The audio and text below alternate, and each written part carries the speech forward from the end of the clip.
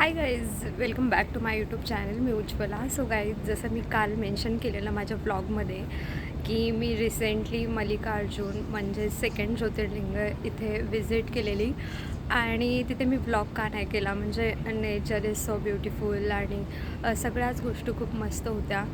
So the main reason behind it की मी blog का नाही केला. जेव्हा आपण कुठल्या स्पिरिच्युअल जर्नीला जाता, म्हणजे माझं मी पर्सनली इंडिव्हिज्युअल सांगते की आपण त्या झोनमध्ये जातो आणि आपल्या माइंडमध्ये कंटिन्युअस तेच चाललेलं असतं की आपल्याला म्हणजे आपल्याला चान्स मिळाला आहे ॲक्च्युली, जिथे प्रत्यक्षात देव असायचे आणि त्यांनी तिथे म्हणजे जे काही तिथे झालेले आहे स्पिरिच्युअलिटी. सो ते आपल्याला एक्सपिरियन्स करायचं असतं. आणि ऑनेस्टली टेलिंग यू की जेव्हा पण मी कुठल्या मंदिरात जाते किंवा कुठल्या तरी अशा देवाच्या स्थळी जाते, तेव्हा मला असं गुजबम्स येतात आणि आपोआप रडायला येतं.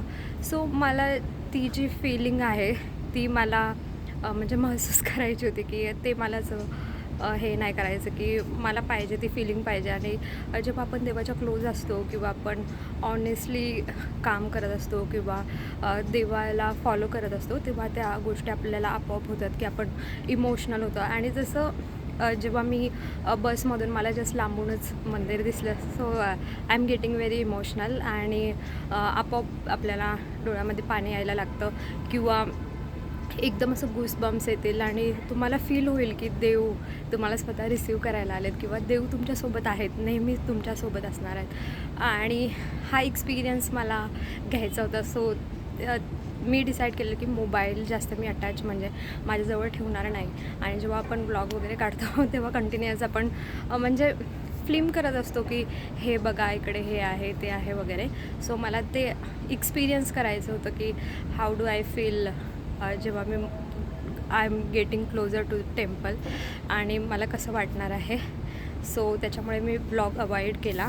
आणि गाईज सो आता मी सांगते की आम्ही गेलो कसं. सो पुण्यावरून ऑलमोस्ट आमची 3 डेजची जर्नी होती आणि मी बुक केलेलं फर्स्ट क्लास AC, कारण का मी मम्मीबरोबर ट्रॅव्हल करते आणि माझं काय नाही, म्हणजे मी फर्स्ट क्लासमध्ये नाही गेलं तरी पण इनफ आहे. बट मम्मी जेव्हा सोबत असते, so I am taking care of all things, like मम्मीला त्रास नाही झाला पाहिजे, कारण का जर्नी ही लांबची होती. म्हणजे ऑलमोस्ट आम्हाला जायला 8.5 तास लागले आणि तिथून पण 230 किलोमीटर्सचा बसचा ट्रॅव्हल होता. सो मी डिसाईड केलं की मम्माला जास्त त्रास नाही झाला पाहिजे, तिला कम्फर्टेबल वाटलं पाहिजे.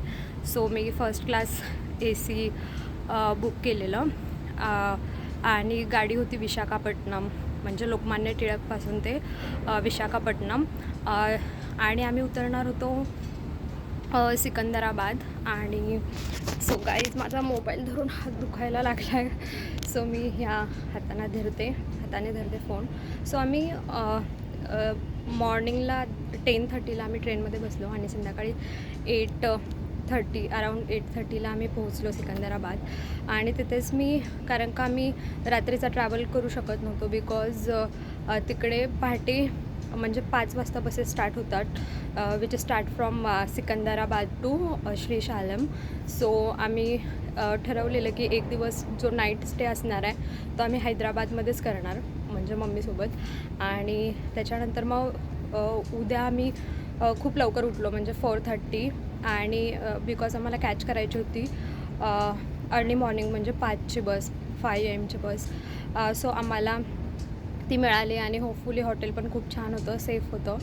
सो आम्ही लवकर उठून 5ची बस कॅच केली श्रीशालमला जाण्यासाठी. आणि मेन थिंग गाईज, मी तिकडे ऑब्झर्व केलं, जसं की आता आपण पुण्यामध्ये राहतो आहे आणि इथला PMPLसुद्धा जे आपण लोकल ट्रॅव्हल करतो, म्हणजे मी तर कॉलेजपासून करते ट्रॅव्हल PMPLमध्ये आणि इवन ऑफिसला वगैरे जाताना पण. सो ह्या तर खूप इम्पॉर्टंट चीज आहेत. म्हणजे जसं की मला 1-1.5 घंट्यामध्ये ऑफिसमध्ये पोचायचं आहे, बट मी पोचणार नाही बिकॉज बसची फ्रिक्वेन्सी कमी आहे. आणि जरी पण आपण म्हटलो की 30 मिनिट्सला एक बस आहे, म्हणजे मला तर म्हणजे हैदराबादमधल्या ज्या बस सिस्टम्स होत्या त्या खूप आवडल्या.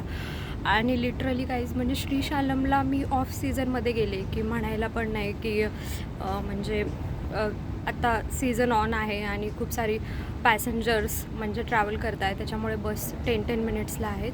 आणि believe me bus stop me जे बघितलं म्हणजे MG BS म्हणजे Mahatma Gandhi bus stop. So एवढं क्लीन आणि बससुद्धा खूप क्लीन होत्या आणि बसेस म्हणजे बसेसची फ्रिक्वेन्सी जास्त आहे आणि क्लीन बसेस वगैरे. सो मला ते खूप आवडलं हैदराबादमधलं. मला ट्रान्सपोर्ट खूप छान आहे. आणि त्याच्यानंतर मी जेव्हा रिसर्च करत होते तेव्हा मला हे माहिती पडलेलं की morning 6 o'clock to evening 6 o'clock buses चालू असतात. बिकॉज जेव्हा तुम्ही श्रीशालमला जाणार आहे, सो तुम्हाला सिकंदराबादवरून किंवा हैदराबादवरून 230 किलोमीटरचा ट्रॅव्हल करावा लागणार आहे बाय रोड. सो मी तर डिसाईड केलेलं मी बसने जाणार आहे बिकॉज मम्मी होती आणि आय फील की ज्या गव्हर्मेंट बस असतात त्या सेफ फॉर अस, त्याच्यामुळे बसने ट्रॅव्हल केला आणि मला खूप आवडलं.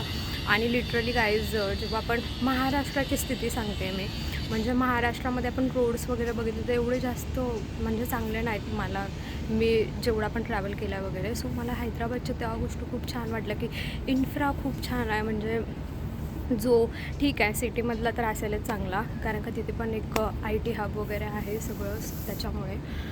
बट जेव्हा मी सिकंदराबाद लिव्ह केला आणि जेव्हा आपण ॲक्च्युअल फॉरेस्टमध्ये जाणार आहे, म्हणजे तिकडून श्रीशालमला ट्रॅव्हल करणार आहे, सो ट्रस्ट मी रोड खूप छान होते आणि म्हणजे एक पण खड्डा नाही आणि ड्रायव्हर वेल ट्रेन होते की म्हणजे खूप सारे असे धोकादायक वळणं पण होती रोडवर. बट आम्हाला अशी भीती वगैरे वाटली नाही आणि खूप छान एक्सपिरियन्स होता. आणि टाईम टू टाईम बस होत्या, म्हणजे ऑलमोस्ट 6 hours लागणार होते. सो आय एम ॲक्युरेट त्याच टाईममध्ये पोहोचलो. सो तो म्हणजे जो ट्रॅव्हल जर्नी होती ती खूप स्मूथ होती.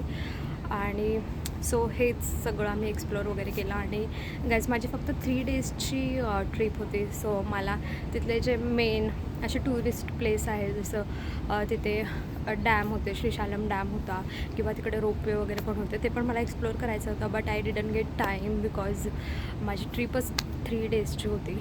सो त्याच्यामुळे.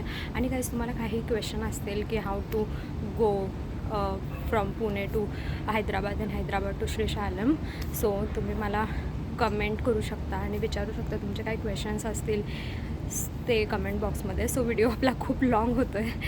सो ह्या व्हिडिओमध्ये हेच मी सांगणार होते आणि हे सांगितलं. आणि if you like this video do not forget to like, subscribe and share. And again, thank you so much for watching this video. Bye bye.